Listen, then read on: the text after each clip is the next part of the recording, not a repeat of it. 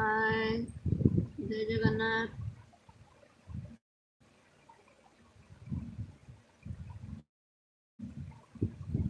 तो शीत लगिलानी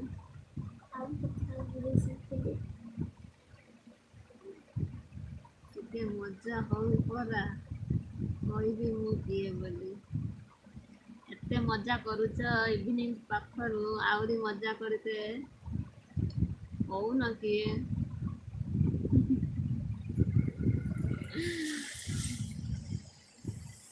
କହିଦିଅ ତମେ କିଏ? ଜାଣିପାରୁନି ଏତେ କନଫ୍ୟୁଜ ମତେ କରାଅନି।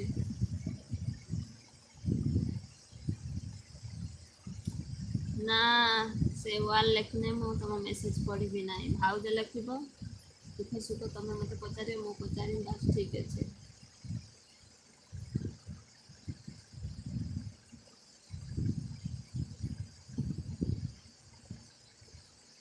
କହୁନ ହେଇଥିଲା ତମେ ମୋ ଭାଉଜ ହେବ ସେଥିପାଇଁ ତମ ଏମିତି ମଜା କରୁଛି ମୁଁ। ରିଏଲରେ ମୁଁ ତମ ଭାଉଜ ହେବି?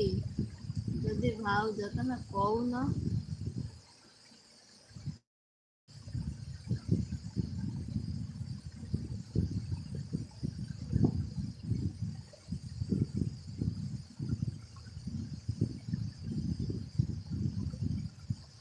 ନା ଭାଇ ମୋ ହସ 1,00,000 ନୁହେଁ। ଯଦି ମୋ ହସ 1,00,000 ହୁଅନ୍ତା ନା କାହିଁକି କହୁଛନ୍ତି?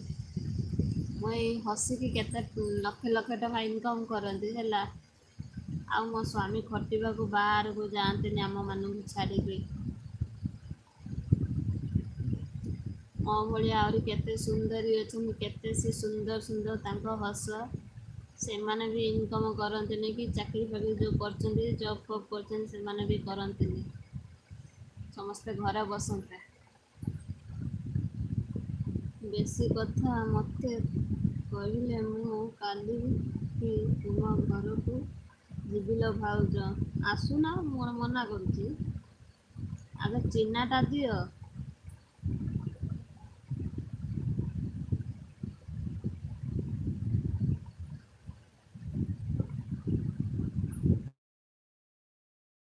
କୁହ ରକି ଆମର ଆସିଗଲେ ହାୟ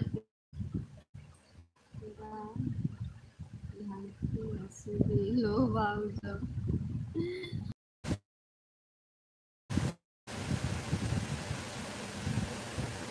କଥା ହଉଛ ଚିହ୍ନା ଲାଇକ୍ ଡନ୍ ଥ୍ୟାଙ୍କ ୟୁ। ହାय ରବି ଆଉ ଆସିବନି।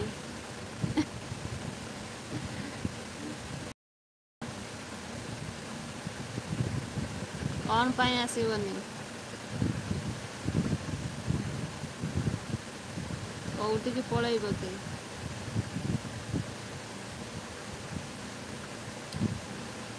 ଯାହା ବି ହେଲେ ମୁଁ ଯେତେବେଳେ ଲାଇଭ୍ଟା ଆରମ୍ଭ କରେ ମୁଁ କିନ୍ତୁ ତମ ନାଁଟି ନିଏ ହେଲା। ଲାଇଭ୍ ଏଣ୍ଡ କରିସାରିଲା ପରେ ସବୁ ଲାଇଭ୍ ତମେ ଦେଖିବ ମୁଁ କହିଛି କି ନ କହିଛି ତମ ନାଁ। ରବି କି ଭୁଲି ଯାଅ କ'ଣ ପାଇଁ?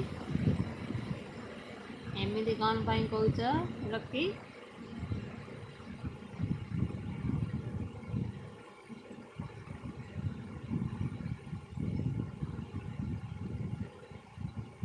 ହାय